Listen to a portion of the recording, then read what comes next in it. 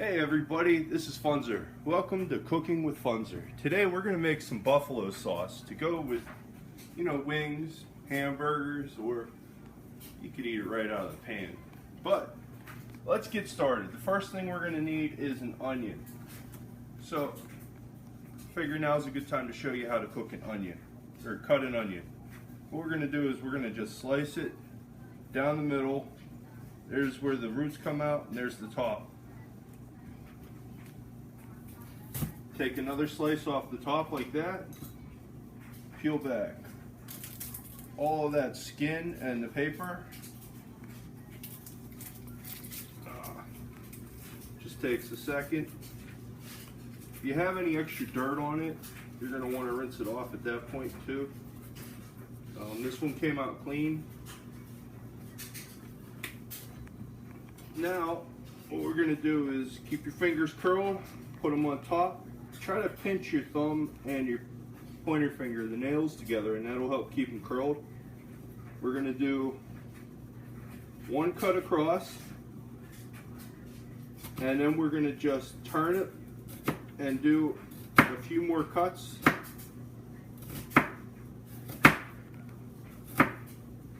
And then we're just going to thinly shave it, just like that. And that is going to mince up our onion for us.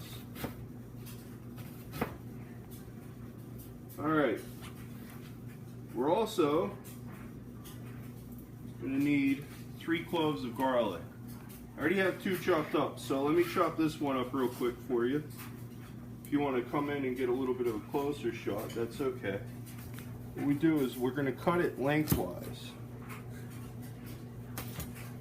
And then that'll help to release it from that paper skin that's around it.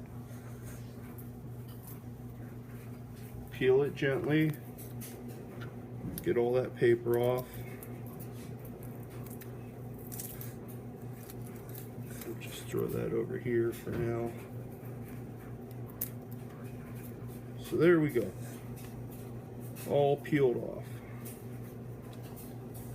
Lay them down on our cutting board, lay the knife flat edge down, push down.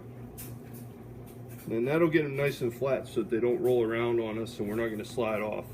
And then you just take the knife, put your hand on top to help support it, and you're just going to keep sliding it back and forth like that, cutting it into little pieces, trying to mince it as finely as possible.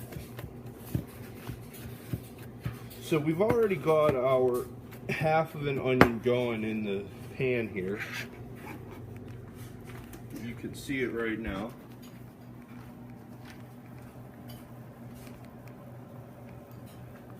There you go. And the onions are warming up. We're not going to throw the other half in. We're going to save those and use them to cook with here ourselves. But we're going to throw in all that garlic, 3 cloves of garlic. We're going to give it a good stir. Get that just enough to get the garlic warmed up. It'll continue to cook as we heat everything else up. So next, we're going to take some hot sauce.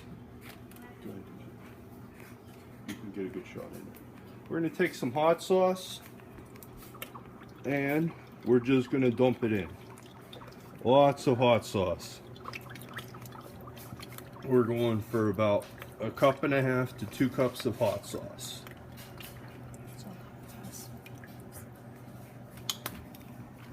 That guy's dead, so luckily we have a new one. Here we go. We're just going to keep on dumping it in. Actually, we can just take the top off and do this quicker.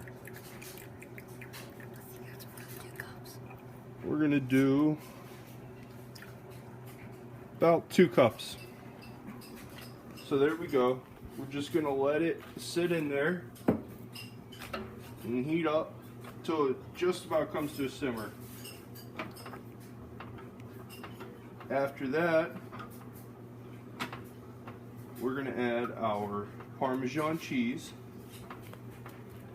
which we have right here. We've got about 2 tablespoons here. We've got about 2 tablespoons of apple cider vinegar, and we're going to do about 1.5 tablespoons of honey. And then we're just going to let it simmer together for a couple of minutes to get all those flavors married, and then it'll be done. So let's give this a minute to heat up.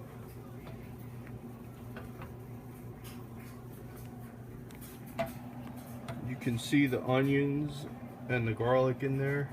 If you don't want to mess with the garlic or the onions, you don't really need the onions in here. I just like the flavor they give.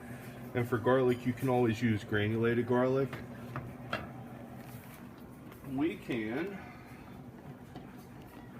Let's put in a little bit of paprika. We're gonna do about 1.5 tablespoons to 2 tablespoons of paprika. Give it a nice smoky flavor. We've got the garlic in there, so the only other things that we really need to add are going to be some salt, just a decent sized pinch, a little bit of pepper. We don't want to add flavor, but we want to enhance it, so we're going to do a nice sized pinch of pepper as well. And we can see it's starting to simmer on the edges here. So we're getting there. We'll just stir in these dry ingredients until it becomes a homogeneous mixture. That's right, boys and girls, homogeneous is the word we're going for right now. And now that it's warmed up, we're going to add our cheese. And we're going to stir that in.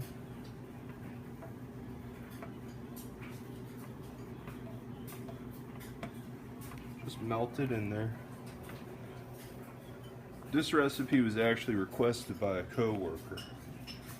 I gave him some wings at work, and he really liked them, so he asked me if I could do this as one of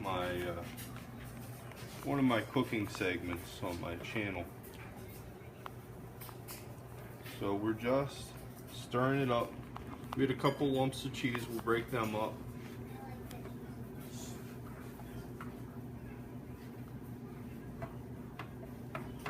As you can see, I'm wearing a belt. I don't know why, but that's what we're shooting at. Sorry, my son's helping me out. He's a little bit shorter than me, as you can tell by the angle. Alright, so we're going to dump in our apple cider vinegar. And since that's liquid, it'll absorb right in.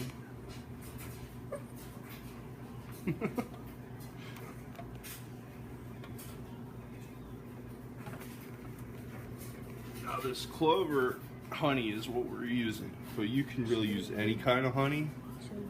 We're just going to dump that in. What that does is it helps to mellow out the flavor and combat all the heat from just that hot sauce. Give that a good stir.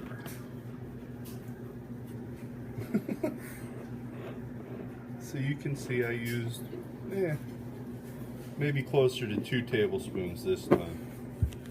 I don't really measure. Most of this is to taste anyway. But you can see it's already starting to melt all that cheese. And next, we're gonna add, we already have about 1 tablespoon of butter, margarine in there. We're gonna throw in a couple more tablespoons, and we're gonna let that melt in. So that'll also help to combat some of that extra spice. Now, if you want to make it spicier for yourself, you could always add, jalapenos, red pepper flakes. Pepper flakes. You could do ancho chilies, The thing to remember is if you're going to do that, you probably want to, puree it in a blender or a food processor.